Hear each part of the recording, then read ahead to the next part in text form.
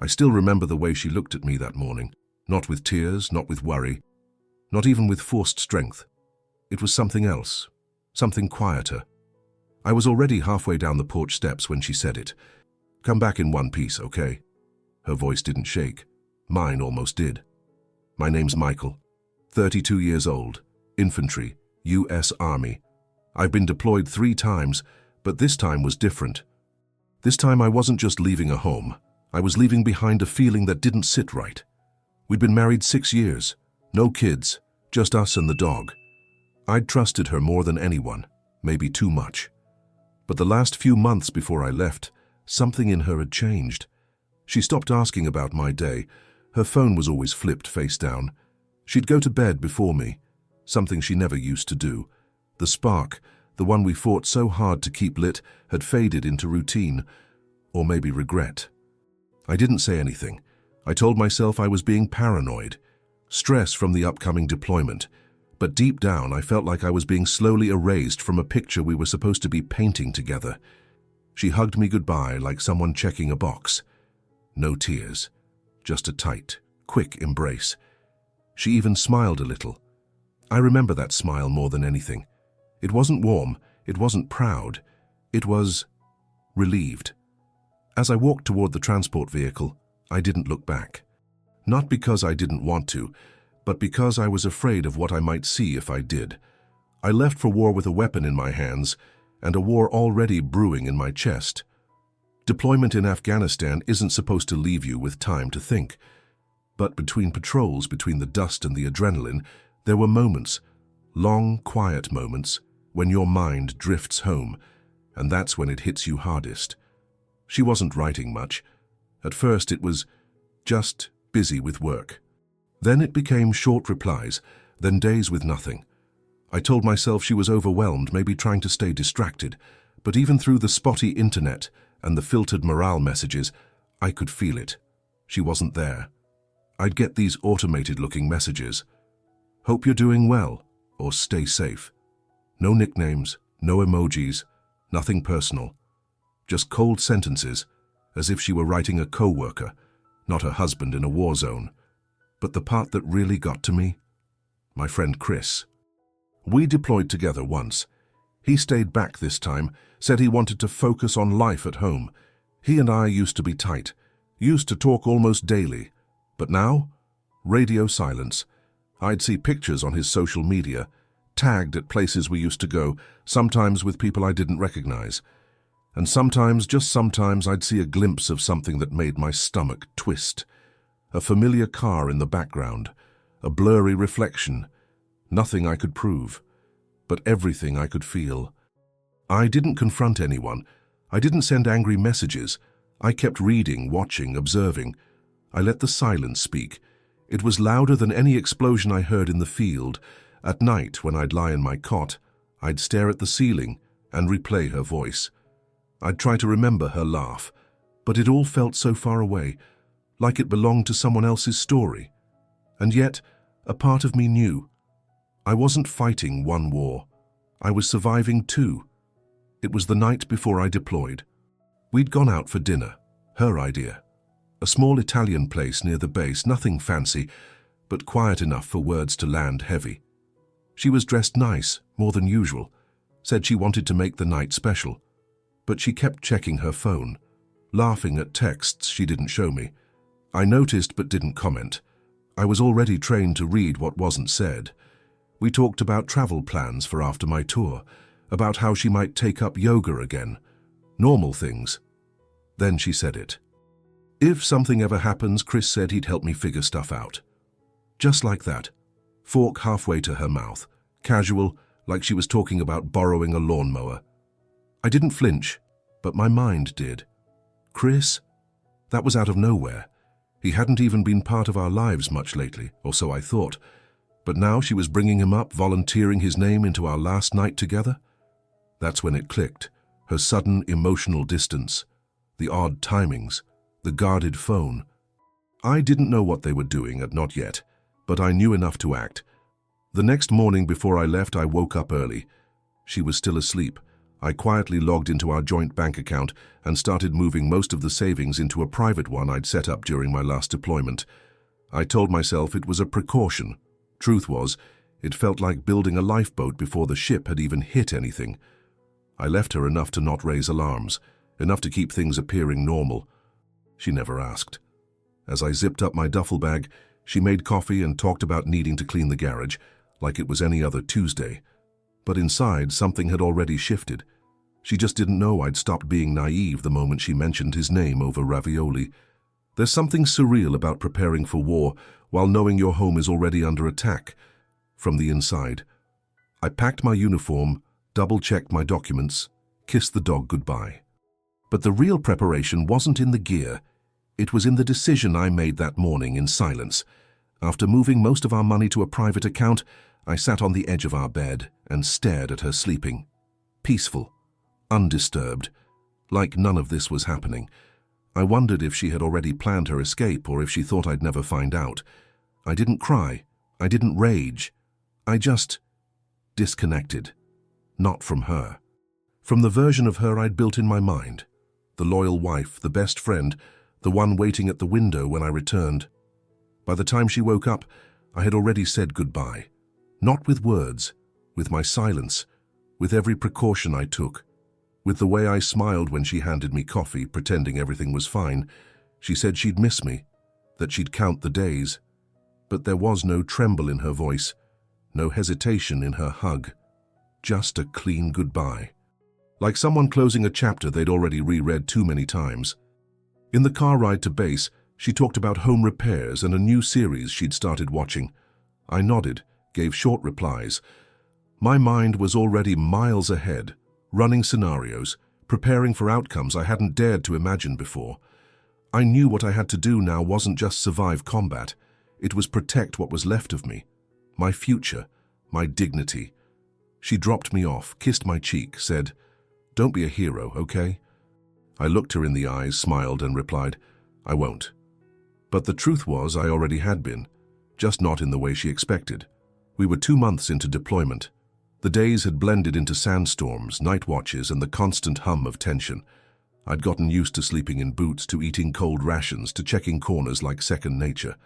But nothing prepares you for betrayal, especially when it arrives quietly. It was around midnight local time. I was cleaning my gear when my satellite connection finally caught up and loaded a backlog of notifications. One from my bank stood out, high-value withdrawal alert. I opened the app. My chest tightened. She'd emptied the joint account. Every last dollar I hadn't moved, gone. The transaction log showed a single withdrawal in person. The timestamp was from 3 hours ago, US time. I stared at the screen, not blinking, while the tent around me buzzed with tired conversations and distant gunfire. I felt heat rise in my chest, not from the desert, but from disbelief. No call, no email, not even a warning. Just gone. As if I never existed in her financial world, as if she'd just flipped a switch and erased the last 6 years. I didn't say a word to anyone, just locked my phone, set it down, and kept cleaning my weapon. My hands moved automatically. My brain did not. The worst part wasn't the money, it was the confirmation. That I hadn't been paranoid, that my gut had been right all along. She was done, and she wasn't coming back. That night, while rockets exploded in the distance and the ground trembled beneath our boots, something inside me went still. I stopped holding on to hope, stopped wondering if I was imagining things. I didn't tell my squad. I didn't break down. I just let the silence do what it does best in war, keep you focused. But from that moment on, the mission was no longer about coming home. It was about what I'd do once I got there. Chris and I had been through it all. Boot camp, 2 deployments, late nights with cheap beer and deep talks. He knew my story. He knew her. He was at our wedding. Hell, he gave a toast. So when his name kept popping up in subtle ways, a tagged photo, a casual mention, a vague excuse, I wanted to believe it was coincidence, that he was just being the friend he'd always been. But the day she drained the account, everything clicked. They were together. It wasn't just the money, it was the silence, the overlapping disappearances, the quiet erasure of our friendship. He'd stopped calling months ago, stopped liking my posts, disappeared from my life with the same precision I was trained to use on the field. And now, through whispers in the photos, through patterns in digital dust, I saw it. They were more than close. They were a unit now. A team, built in the shadow of mine. I didn't react, not out loud. I didn't rage, didn't send any long messages, didn't demand answers. What could they say that would change the truth? He had the audacity, she had the opportunity, and I had the silence. In that silence I found a strange kind of peace, the kind that comes not from forgiveness, but from clarity. I wasn't the fool anymore. I wasn't blind. I'd seen it, felt it, prepared for it. They thought they got away with something. Thought I was too far, too distracted, too trusting. But they didn't take me down, they didn't break me. They just revealed themselves. And once someone shows you who they really are, you don't chase them. You don't fight to be seen. You walk forward, quietly. With every ounce of dignity they thought they'd taken. Landing stateside felt nothing like I imagined. There were no banners, no familiar face in the crowd, no arms waiting to hold me. Just concrete, wind. A ride to an empty apartment I barely recognized as mine. She was gone, completely. No note, no voicemail. The keys had been mailed back to the property manager with no explanation. Our dog wasn't there. The photos on the wall, gone. Our furniture, replaced or rearranged. The smell, different. Cold. I walked room to room, bag still on my shoulder, scanning the space like a foreign zone. The bed where we used to lie awake talking about life, stripped bare. The kitchen where we danced while cooking pasta, silent, still. Nothing had exploded, but everything had been destroyed. I stood there for a long time, letting the weight of it sink in, not just the abandonment, but the realization that this place, this silence, this version of my life, it was mine now, just mine. There was no one to answer to, no one waiting for a fight, no expectations, just the echo of my own breath in a house that had been emptied of loyalty, but not of potential. I found the boxes I'd left in the closet, my personal things, the ones she never touched, letters from my mum, an old photo of me and Chris before all of this, a thumb drive labeled break glass in case of emergency. I stared at it for a while, then set it down. I didn't feel rage. I felt stillness. There was a kind of freedom in the absence, a chance to build again, this time without pretending. They took what they could. They thought they left me broken, but they forgot something. You can steal someone's money, their comfort, even their name from your life, but you can't steal their peace unless they hand it over, and I wasn't giving them that. There's a moment, after betrayal, after grief, after everything falls, where you get to choose who you'll become. For me, it started small, unpacking, donating what she left behind, scrubbing the walls, not to erase her, but to reclaim the space. Then came the routines. Gym at 5 a.m., reading again, running without music, cooking for one without shame. I didn't chase distractions, I didn't post cryptic messages. I planted myself where I stood, steady, quiet, focused. I went back to school, something I'd put off for years, used the GI Bill, studied late, met people who knew nothing about my past, people who respected me not for what I'd endured, but for what I showed up and did. Therapy came later, a veterans group once a week. At first I just listened. Then, one day I spoke. Told my story without venom, just facts. They nodded. Not with pity, with recognition. One guy said, "You didn't lose her, you dodged her." Another said, "Sometimes the silence after a blast is the beginning." And they were right. She was gone. Her world, wherever and with whomever she was, didn't exist for me anymore. And for the first time, I didn't need closure. I didn't want answers. I wanted peace, and I earned it. I stopped checking her socials. Stopped wondering if they were still together, if they were happy.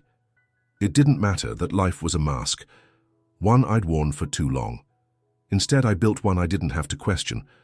I learned to love quiet mornings, the feel of a real meal cooked slowly, the comfort of no secrets in my space. I laughed again, the real kind I trusted slowly and carefully. She disappeared. I planted. And what grew was something she'll never get to watch. A version of me she helped destroy, but could never truly break. It showed up in my inbox on a Wednesday afternoon. Subject line: "Life's journey brings us full circle. Join us." I almost deleted it without opening, but curiosity still has a heartbeat, even in a healed chest. It was from her. A digital wedding invitation. She and Chris were getting married. There was no apology, no acknowledgement. Just pastel colors, a Pinterest-worthy love story, and a casual, "We'd love to have you celebrate with us."